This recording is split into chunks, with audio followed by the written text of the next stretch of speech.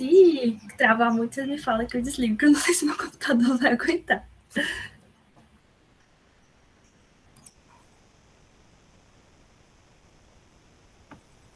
Prontinho. Tá gravando, não tá? Tá, pode ir? Pode.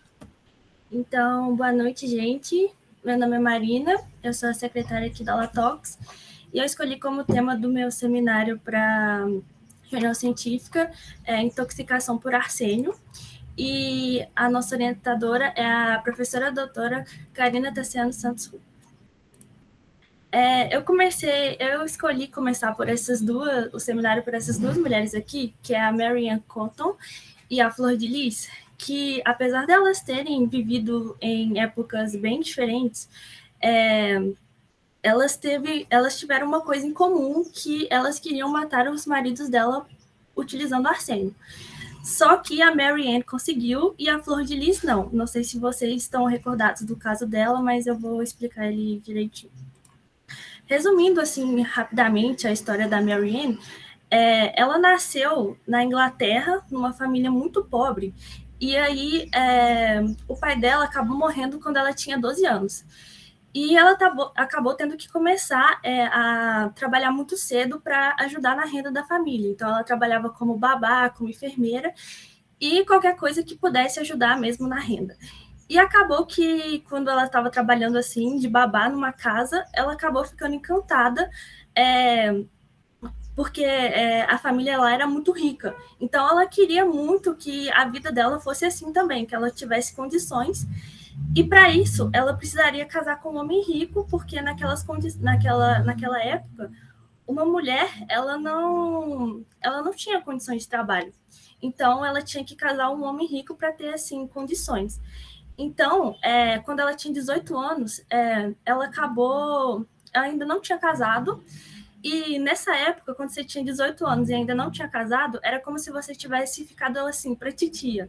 E aí ela encontrou um homem assim, e ele prometeu para ela que daria condições para ela, e aí ela casou com ele, e ela acabou vendo que ele não tinha tanta condição assim, que ele vivia em condições miseráveis.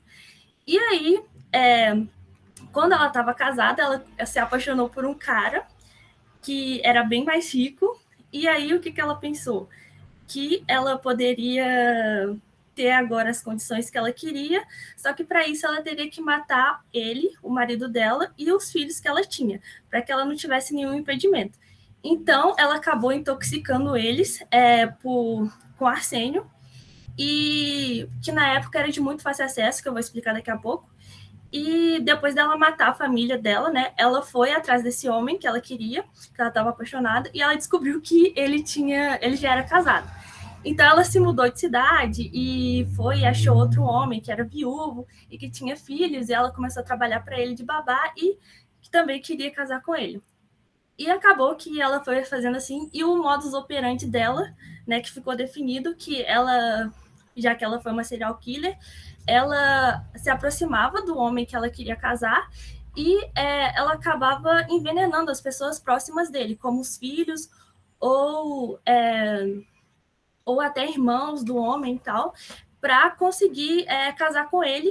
E aí, quando ela casasse, ela aproveitava das condições dele, e quando ele parasse de fazer as vontades delas, da vontade dela com dinheiro, ela matava e procurava outro. E naquela época ninguém suspeitava dela, porque como a intoxicação por arsênio ela é muito semelhante com a intoxicação alimentar, e também ela fazia muito teatro de mãe e esposa que estava triste com a morte, né? Ninguém realmente não desconfiava dela. Até que quando ela casou com o último marido, ela já não estava muito ligando para esses detalhes mais, e ela acabou deixando os filhos dele desnutridos e com marcas de agressão.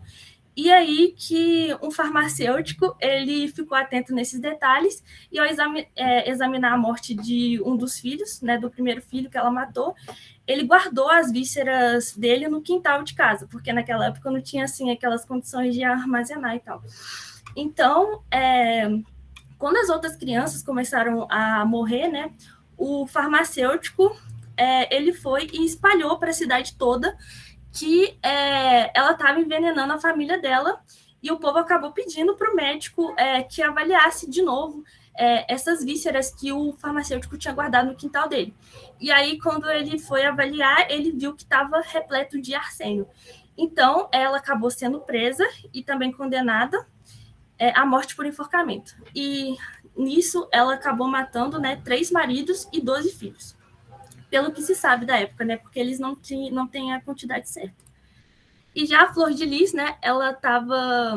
Não sei se vocês lembram, né? Que ela era deputada do Rio de Janeiro. E ela meio que não estava mais aguentando, assim, ser casada com o marido dela. E já que ela é bem influente no meio, e também, por ser evangélica, ela acreditava que ela não poderia simplesmente separar dele e cada um seguisse com a vida, assim, por exemplo. Então, ela resolveu ir pelo caminho assim, mais difícil, que era matar ele. E aí, o assassinato, ele aconteceu, de fato, em 2019, a tiros, né? Mas antes, ela tentou matar ele por envenenamento com arsênio. Ela tentou de uma maneira mais suave, assim, por exemplo. E aí, tanto que tem várias entradas dele no hospital, né? Como mostra aqui na reportagem, que ele registrou diarreia e vômitos, o que não era muito investigado na época, justamente por ser semelhante a uma intoxicação alimentar. Tanto que os filhos dele e as pessoas que trabalhavam na casa deles, eles eram proibidos pela mãe deles de consumir qualquer alimento destinado ao pastor, né? Mas eles relataram que às vezes eles comiam acidentalmente, ou algumas crianças que lá também pediam muito e acabavam consumindo e passando mal. E aí eu acredito que ela acabou deixando de lado essa ideia do envenenamento porque não estava dando o resultado esperado. E aí, por isso, ela mandou matar ele a tiros. E eu acho que esse foi um dos casos assim mais famosos e recentes de tentativa de assassinato por arsênio. Então, o que é o arsênio? O arsênio ele é o elemento 33 da tabela periódica e é o 14º elemento mais comum na crosta terrestre. Mas ele geralmente não ocorre como... Geralmente ele ocorre como composto e não como um elemento puro. E o arsênio, ele é derivado da palavra arsênicos, que significa forte e viril, justamente pelo seu forte potencial de toxicidade. E como elemento, ele foi observado pela primeira vez pelo Albertus Magnus em 1250. Ele acabou aquecendo o sulfeto de arsênio como sabão, e ele observou uma aparência de uma substância com a característica semelhante a essa daqui. Só que o primeiro relatório realmente autêntico do isolamento do arsênio foi publicado em 1649 por esse farmacêutico alemão aqui, o Johann. Acredita que o arsênio ele já foi conhecido, né, desde a época da Cleópatra, que quando ela decidiu que ela iria morrer, ela queria garantir que ela morresse da maneira mais suave possível e que ela poderia dar um cadáver bonito, assim. E, aparentemente, ela testou vários venenos em escravos e ela acabou observando os resultados, né, dos venenos nos corpos deles. E um desses venenos que ela testou foi o arsênio, mas ela acabou observando que a morte dele não era muito agradável, assim, e por isso ela acabou escolhendo por outro mesmo. E aí, em épocas assim mais recentes do que essa da Cleópatra, o arsênio ele era um dos métodos mais populares de matar na Europa. E aí, já que essa substância ela não possui sabor, o que não alerta a vítima, né, do possível envenenamento, e também os sintomas de envenenamento por arsênio, eles são muito semelhantes ao da intoxicação alimentar, como eu falei, da cólera e também da disenteria, que eram doenças bem comuns naquela época. Tanto que, antes do século XVII, muitas pessoas que eram ricas e influentes, elas passaram a empregar provadores oficiais, né, para que, devido esse alto índice de assassinatos por arsênio naquela época. E aí, chegando no século XVIII, na Revolução Industrial, a demanda por metais de chumbo e ferro, eles aumentaram muito. E esses metais, quando eles são extraídos do solo, como minérios, eles estão contaminados com arsênio. E aí, para obter esse metal puro, o minério ele tinha que ser aquecido no fogo e o arsênio ele acabava reagindo com oxigênio, formando trióxido de arsênio, que acaba se condensando nas chaminés como material sólido e branco, como mostra aqui na imagem. E acabou que esse arsênio branco ele precisava ser raspado da chaminé para evitar os bloqueios dessas chaminés. E aí, em vez de descartar esse arsênio branco, que é considerado a versão mais tóxica do arsênio, os industriais eles perceberam que eles poderiam obter lucro com a venda do produto, para veneno para rato, percevejo, barata, e acabou que os preços do arsênio acabaram desabando e o número de intoxicações acabaram aumentando. Porém, o número de julgamentos naquela época era muito baixo, porque, por exemplo, em 1849, né, com 20 mil mortes suspeitas na Inglaterra, 415 estavam ligadas ao arsênio, mas apenas 11 eram possíveis assassinatos e nem todas resultavam no veredito culpado. Tanto que, nessa época, um britânico chamado James Marsh, ele foi encarregado por investigar a morte de um fazendeiro de 80 anos. E aí ele encontrou o arsênio no intestino do morto e em uma xícara de café que ele estava bebendo. E aí ele pegou as amostras e preparou para o julgamento, só que elas deterioraram. E aí o júri acabou não considerando as descrições deles porque eles não tinham entendido. Então, ele acabou criando esse teste aqui, que é o teste de Marsh, para a identificação do arsênio. E aí ele pegava o fluido, né, que ele acreditava que existia o arsênio, ele colocava nesse recipiente aqui e ele reagia com sulfeto de hidrogênio e ácido clorídrico. E aí isso precipitava o arsênio e ele reagia com uma placa de zinco que ele colocava aqui. E aí, nisso, formaria o gás arsina, que ele ia passar por esse tubo e ele ia ser secado numa tigela e colocado próximo à chama, né, para ser depositado o arsênio puro aqui.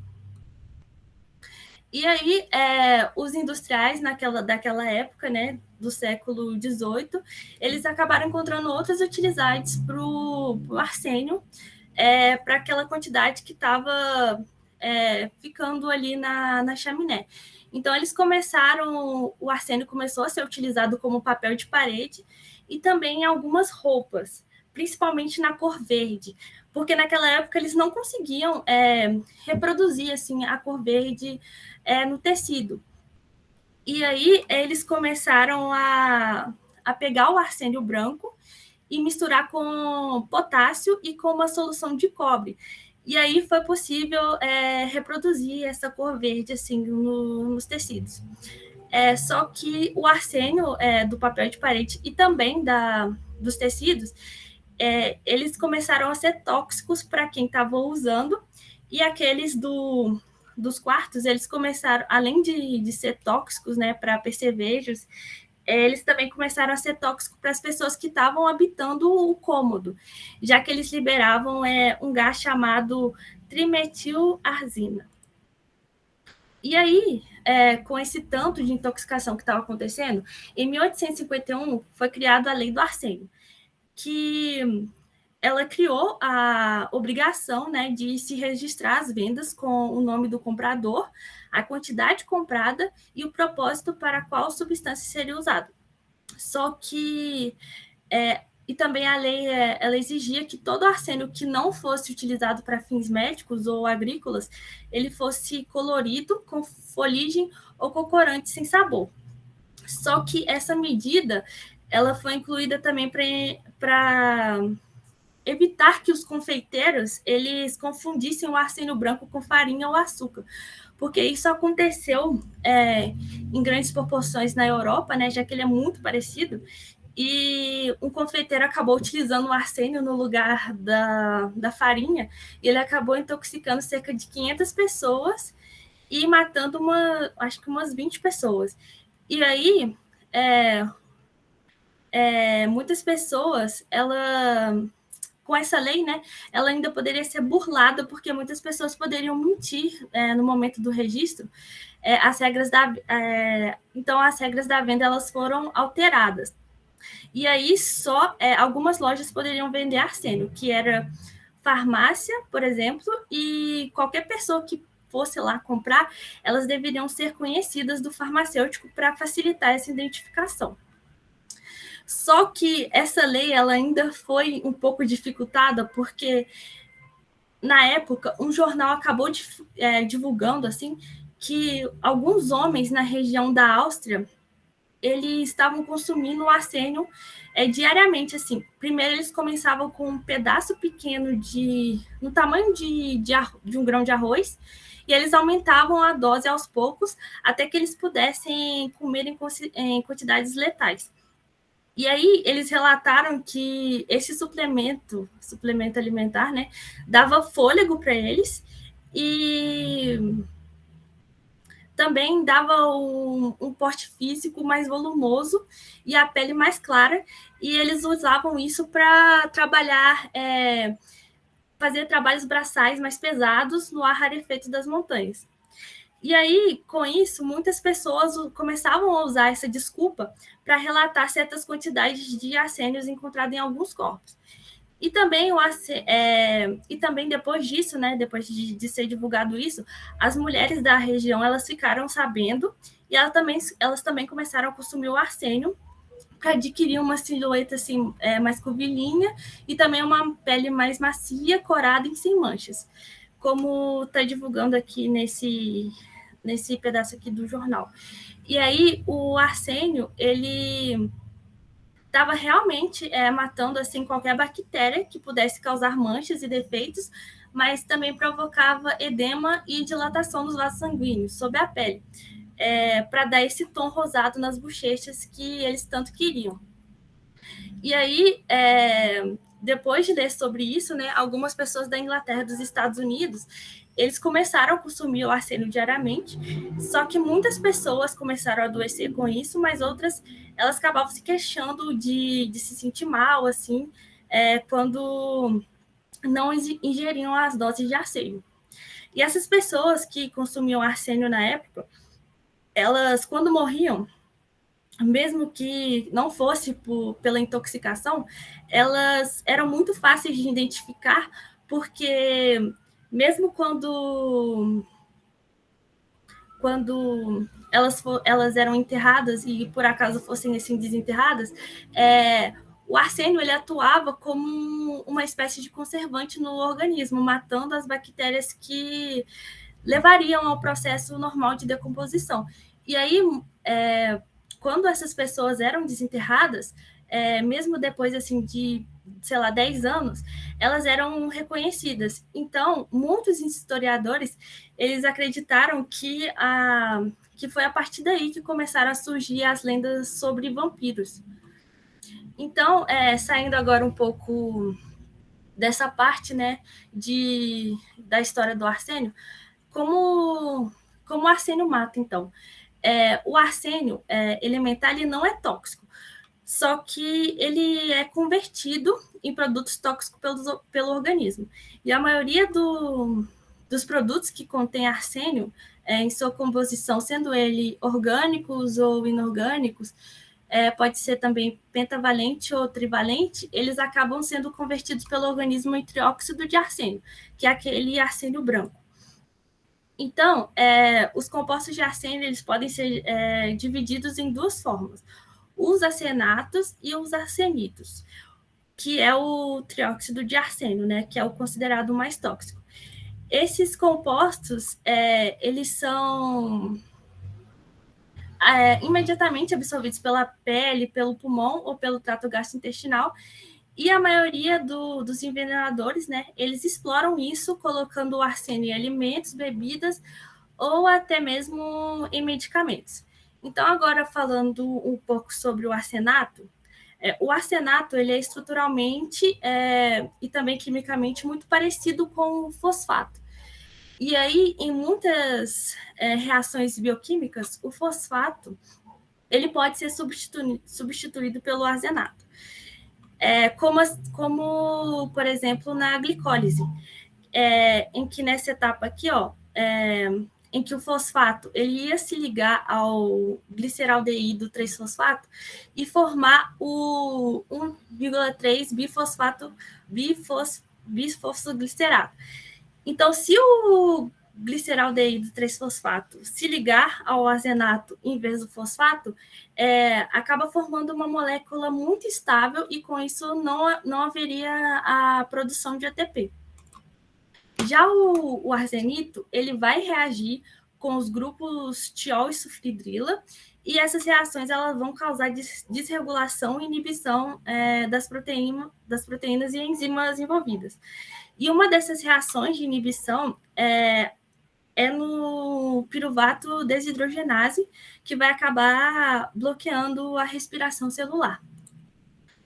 A distribuição do arsênio no organismo, ela depende da duração e da administração e também do composto que está envolvido. Então, o elemento ele é armazenado principalmente no fígado, nos rins, no coração e nos pulmões. E por causa do teor elevado de grupos sulfidrílicos na queratina, as concentrações mais altas de arsênico elas também são observadas no cabelo e também nas unhas. E a deposição no cabelo ela começa em 2 semanas após a administração, e o arsênio ele pode ficar armazenado nele tipo assim, durante anos. E o arsênio ele também pode ficar depositado nos dentes e nos ossos por longos períodos, e esse metal, né, ele atravessa facilmente a placenta, e existem casos descritos de lesão fetal também. E a eliminação do arsênio, ela acontece por diversas vias, como nas fezes, na urina, no suor, no leite, no cabelo, na pele e no pulmão, só que nos seres humanos a maior parte é eliminada na urina. E a exposição do arsênio, ela pode produzir faixas brancas transversais nas unhas, que é chamada de linha de Miss, que aparece em cerca de 6 semanas a 2 meses após o aparecimento dos primeiros sintomas. E a presença nas unhas e no cabelo, ela tem sido usada como um biomarcador assim, do arsênio para exposição, incluindo exposições atuais e exposições passadas. Só que o sangue e a urina, eles são usados são mais utilizados para um indicador assim, para uma exposição mais atual. E aí tem a intoxicação, ela pode ser aguda ou crônica. Na aguda, há alterações gastrointestinais, como náuseas, vômitos, dores epigástricas, desconforto e diarreias, irritação das mucosas, do esôfago, do estômago e do intestino. E os principais sintomas são febre, anorexia, hepatomegalia, melanose e arritmia cardíaca. Já na intoxicação crônica, no sistema cardiovascular tem lesão vascular periférica, o sistema nervoso acontece a neurotoxicidade e a polineuropatia, e na pele tem hiperkeratose e hiperpigmentação. E a dose fatal do arsênio está entre 70 a 180 miligramas. E em casos de envenenamento agudo por arsênio, o tratamento é estabelecido de acordo com o quadro clínico e sintomático, e ele requer uma atenção especial para reposição e suporte de volume dos fluidos para controle da pressão arterial. E alguns quelantes eles também são empregados para que seja realizado a remoção desse arsênio do corpo humano, por exemplo, utilizando o BAL, que é um quelante, que é muito utilizado. E como indicação, eu trouxe esse filme que chama Dark Angel, que conta a história da Mary Ann, que eu contei no começo, né? É um filme muito legal, ele tá no Prime Video, se eu não me engano. E eu trouxe também a série documental do Globoplay, que é Flor de Lis, que tipo assim, não dá muito foco para intoxicação por arsênio, só que ele tem 6 episódios e o terceiro episódio ele dá um pouco de foco para essa intoxicação, como aconteceu, as passagens do pastor Anderson pelo hospital e como os peritos acreditaram que ele foi intoxicado por arsênio. E também eu trouxe os livros da Agatha Christie, que ela relata, ela gosta muito do arsênio. O arsênio é assim um dos venenos preferidos dela. Só que eu não posso colocar o nome do livro, porque aí seria um grande spoiler da história, né? Então, eu acho que essas indicações são boas. E aqui são as referências que eu utilizei. E é isso, obrigada.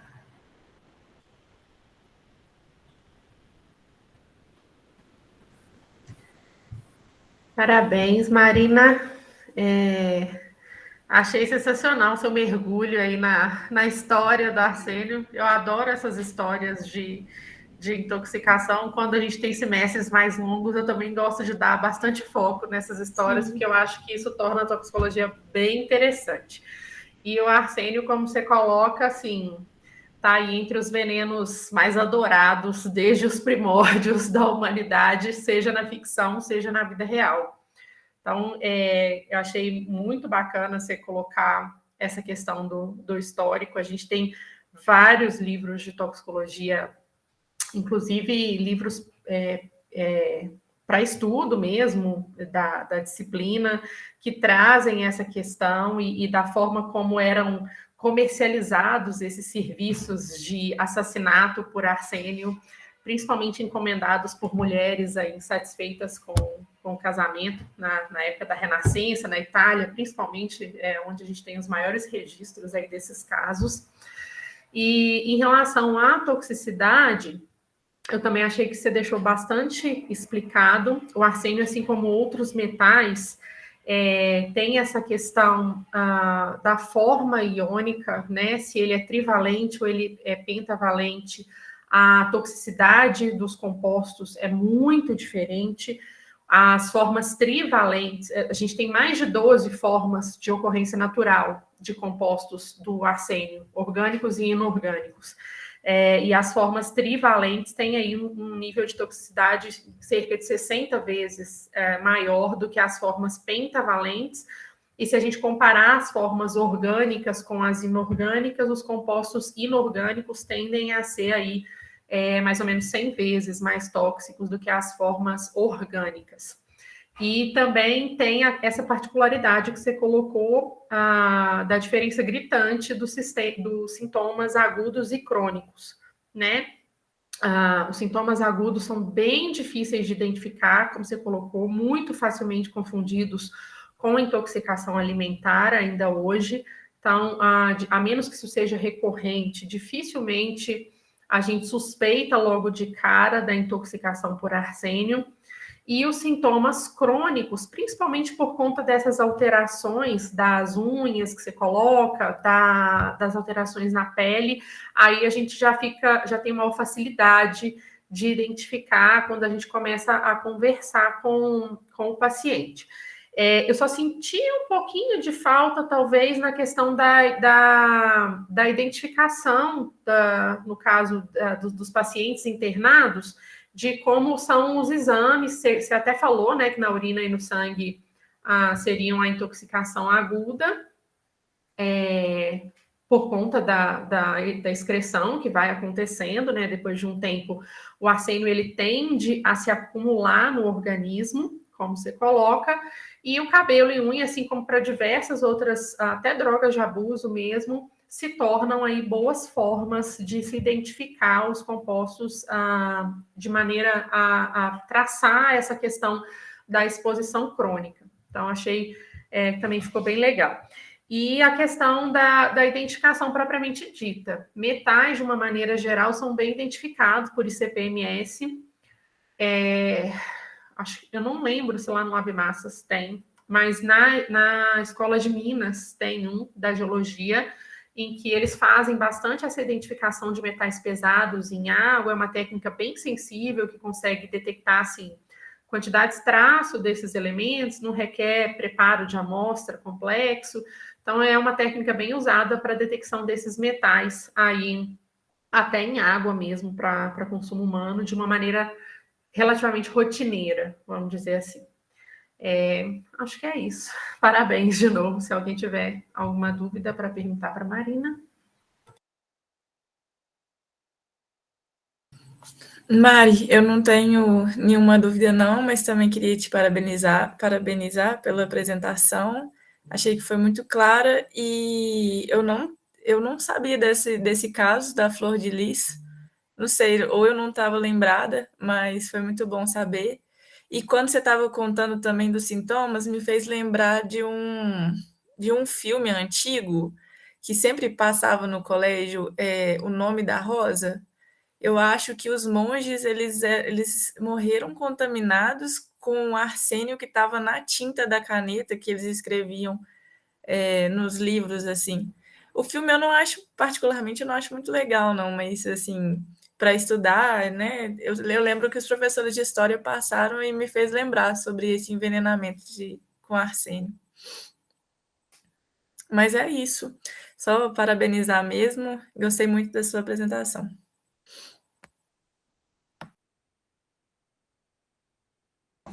Primeiramente, parabéns também, Marina. Eu também não tenho nenhuma dúvida, mas eu quero deixar mais uma indicação para vocês, futura, que vai lançar agora no primeiro semestre de 2023, que é o filme Aquatofana, que ele conta a história da Giulia Tofana, né, que é, como a Karina comentou, né, é uma italiana Essa é das do mais século famosas. XVII, sim, ela era uma cosmetologista, né, que ela vendia uma fórmula que é chamada de aquatofana, né, que dá o nome ao filme, que era constituída de arsênico, chumbo e meladona, que também é bem tóxica. Então, ela vendia essa fórmula para outras mulheres que estavam em relacionamentos abusivos ou insatisfeitas com seus maridos, né, em forma de cosméticos, como pós, e também dentro de santos. Então, assim, ela não era descoberta, né, ela só, infelizmente, foi descoberta por quando uma cliente dela, né, ficou insatisfeita, porque ela tentou matar o marido, mas ela não conseguiu e se arrependeu, e aí ela denunciou ela para as autoridades. Mas é um filme bem legal, a história é bem interessante também, se alguém quiser pesquisar no futuro. Então, deixei a indicação para vocês também. Olha, sobre essa eu não sabia que tinha filme. A história dela vale a pena, a indicação da Lorena. A história dela é bem bacana, assim, empreendedorismo farmacêutico feminino. Mas acho a história dela é muito legal. Para quem tiver curiosidade, vale a pena dar uma pesquisada mesmo.